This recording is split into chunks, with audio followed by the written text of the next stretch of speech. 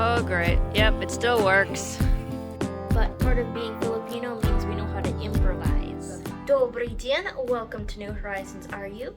I am Kylie, and today we will be spending some time out with the girls, doing some fence maintenance.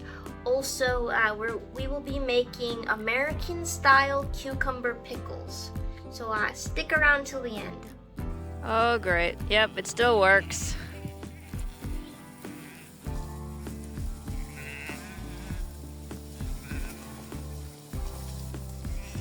Wow, you got the whole crowd coming.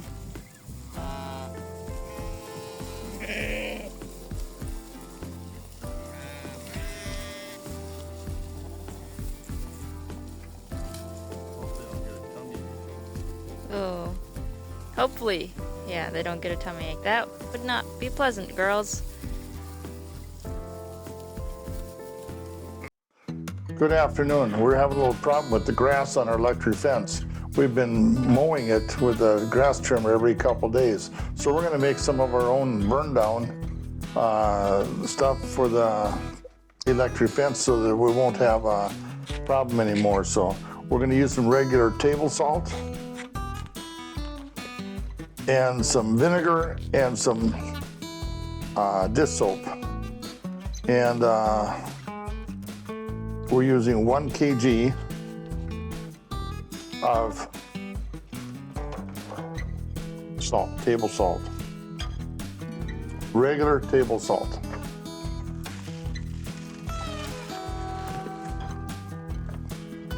Yeah.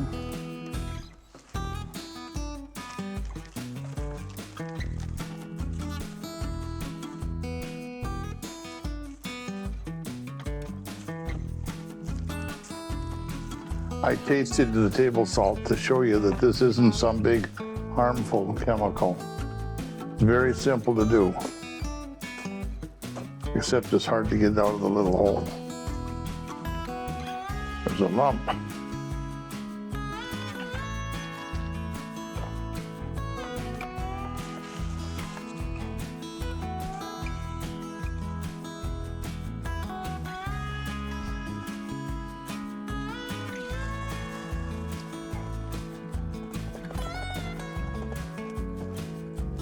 Second ingredient, regular vinegar.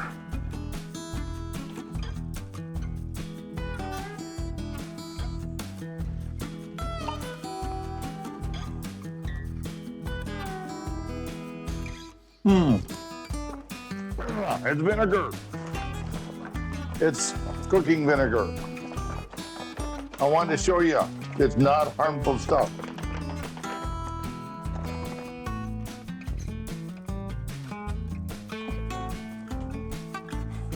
No, I'm not going to taste every one.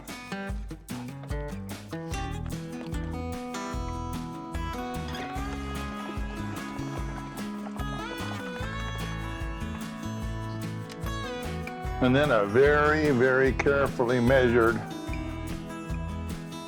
3/4 of a cup of dish soap.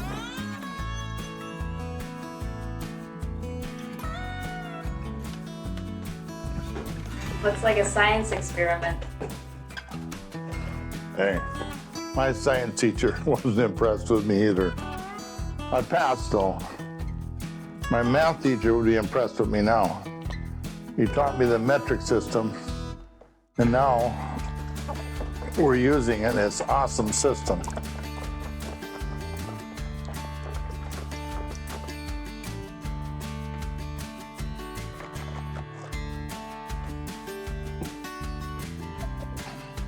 And now the 4th liter of vinegar, and our little thing will be complete.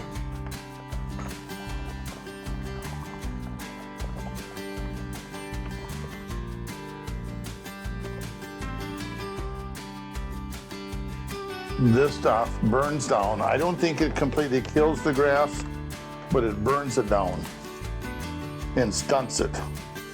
It'll be back next year, I think, but it sure makes life a lot easier if we can get a good burn down. so that the fence isn't grounding out. So we're trying to take care of our sheep, could be good to our sheep. Anyway, there you go. We'll show it to you when we spray it, and we'll show it to you when the grass is brown. Take care. Thanks. Bye.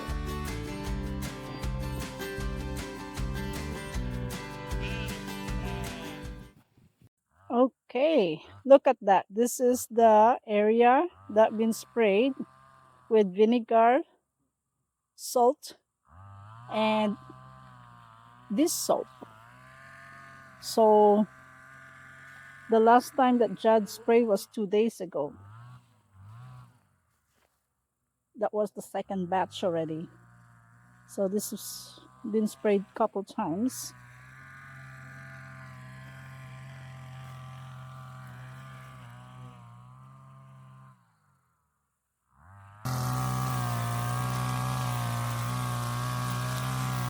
Hello and welcome. Here we are making cucumber pickles. So this is our mix of salt, a bit of salt, vinegar, and sugar. Yes, that is a lone cucumber because as the helper I get first taste test, right? For the vinegar and sugar, we're doing a 1-to-1 ratio, meaning 1 cup sugar to 1 cup vinegar. Okay, this is the cucumber that was floating around the pot, and as helper, I get first taste test. It's still very early. You're supposed to let this sit for a couple days, and it's been like 2 minutes. Anyway, it's still good. Okay, 3. So let's call it 3. 3 cups of Sweet onion. onions. And where did you get these cucumbers from? The cucumbers was given by Katya, our beloved friends. They're Christian family. And she brought it last Sunday and gave it to us. So we gotta make it pickles because there's plenty. Thank you, Katya. Okay, next step.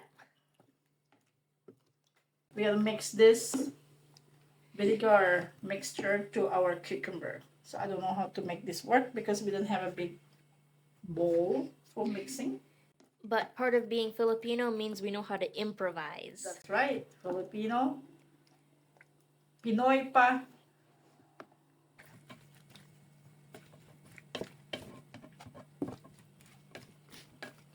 Do I get another sample? Later. Aw. You gotta wait for 2 days for this. By the way, is the sweetness enough? I did not try. Yeah, it's okay. After keeping it for 2 days, the cucumber will kind of make it, how to call it, become... It will become all mixed together. All the flavors will mix. And it'll be kind of soggy, but Yes. still crunchy. Yes, that's right. This is our recipe when we're in US. They're very good. Yep, so wait 2 minutes and then I can try it, right?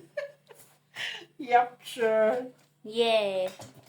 Okay, this is another batch because we like them. Oopsie. The salt and sugar. Put it together in one. Sugary. You want a little more vinegar for that? Yes. We can't see. The camera's blurry. I hope it's not. There. Good, good. I couldn't see. There we go. I'm gonna scoop some of that.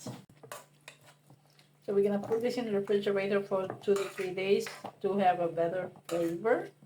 We'll see. But I know my kids love them. It's not even 24 hours. You check the refrigerator. You check your container of this. Already half empty. Half empty.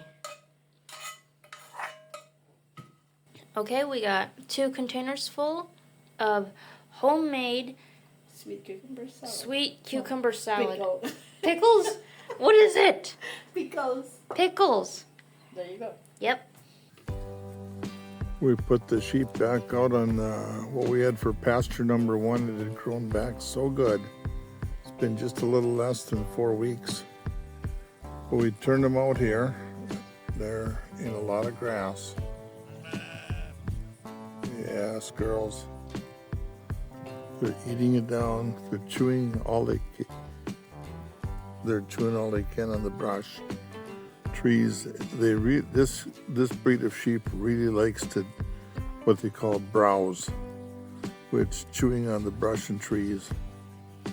Earlier, well, in life, in Minnesota, almost before my time, the farmers would clear land with the sheep.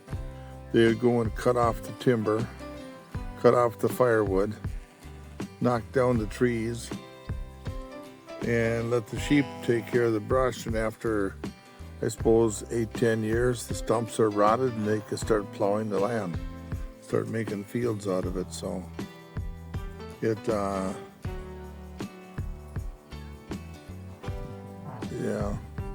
it was a way of clearing land using sheep, very common. Not sure how much you can see, but there's kind of like a vehicle track here. Mom was walking in that track and then she sees this and now she's running away, and she's smart, but look, there's bees. What kind of bees? I don't know. Will they hurt? Probably. They're scary looking, but they're not flying, I'm guessing because it's a really cloudy day. Interesting. Remind me not to come here on a sunny day. Okay, I'm leaving. Goodbye, bye-bye. Early in the woodsy parts of Minnesota, probably Wisconsin, Michigan, probably other states too, farmers would cut the good trees off and make lumber, and they'd cut other trees off, make firewood for winter heating, and then they would take and make put a fence around it as they're doing it, and put the sheep out there, and let the sheep, they'd take down the brush. After 8-10 years, the stumps are rotted. They could take their horses and plows out there and start plowing and making fields. It was a way of clearing land in early America. So sheep really enjoy their new pasture. They're pretty much full right now. Kind of a rainy day, but they really enjoy chewing on the branches and the brush and the trees. And whatever they can reach, they'll even stand on each other to try and get up to it. Their front feet, of course, on each other. But it's just so nice to see them back on pasture number one. This is the first pasture we made for them. It's really growing up. You see there's birds flying around right above the sheep. There's bugs, flies that are maybe moving around the sheep. The birds come in, swoop around the top and get the flies as they're moving around. So the sheep have been out here for what, maybe 2 hours? They're getting pretty full, pretty content. They are very content with their new pasture. And like I said before, this was their first pasture, but it's already grown up in 4 weeks like this. Some weeds, some old dandelions or dandelion regrowth, and trees are trying to grow again, but the sheep are knocking it all down. Oh, there's something scared them. This breed, Romanoff, they're a little bit more jumpy, runny. They're a little bit more scaredy, but these are young girls. They're not even, they'll be a year old in October. So, you know, they've got a lot of maturing to do, both mentally and physically. We're hoping to have them ready to have their first babies in about March 15th. They'll be about almost a year and a half old. And some breeds you can do it in 1 year, some years, sometimes you want them 2 years old, depending on the breed. These are called aseasonal breeders, means that they'll breed any time of the year. There's some sheep that they only have babies in the spring of the year. You gotta wait till September, October, November to put the ram in with them. But these sheep will any time of the year breed. So And this Romanov breed, Romanov-Skyer, I think they're called here in Russia. They're naturally short-tailed sheep. Some other breeds you have to, it's called docking their tails. You gotta cut, put a band or something on their tail to shorten it up. And that's for the sheep's sake. Otherwise, if they get on real green pasture, all of a sudden they get it loose and they start making a mess around their tails, and the flies lay eggs. Then they get maggots and it chews right into the sheep. It can't even kill them. So taking their tails off is for the sheep's health. So anyway, they're pretty content. If you look closely, you can see they're chewing their cuds, just lounging around, taking it easy. Rainy day. So with sheep, they have internal parasites called barber pole worms and tapeworms. And the tapeworms eat the sheep's food that comes through the intestinal tract, the stomach and stuff. The barber pole worms connect onto the inside of the intestines and suck blood. They will pull a sheep down until they kill them. So by pasture rotation, you stop a lot of the infestation of the worms. Because in their droppings, the eggs hatch, and they come back up and they come on the moist grass and they eat them and whatnot. So I don't completely understand it, but I think some of them also hatch and regrow in their system. So parasites, internal parasites and external parasites is a concern in sheep, but pasture rotation is a really good way. If you can keep them off the pasture for 30 days, the parasites disappear, die, whatever, that are laying out there and whatnot. So the soil cleans up again. So that's why we keep rotating them from pasture to pasture. Thank you all for watching. Hope you enjoyed today's video. Have you guys ever tried American style pickles? Would you try them if given the opportunity? Write down in the comments. I have a Telegram channel, link in the description. I just post updates, photos, just random stuff. And so yeah, if you're interested in that, link in the description. Thank you all for your support. It means a lot to us. See you in the next one.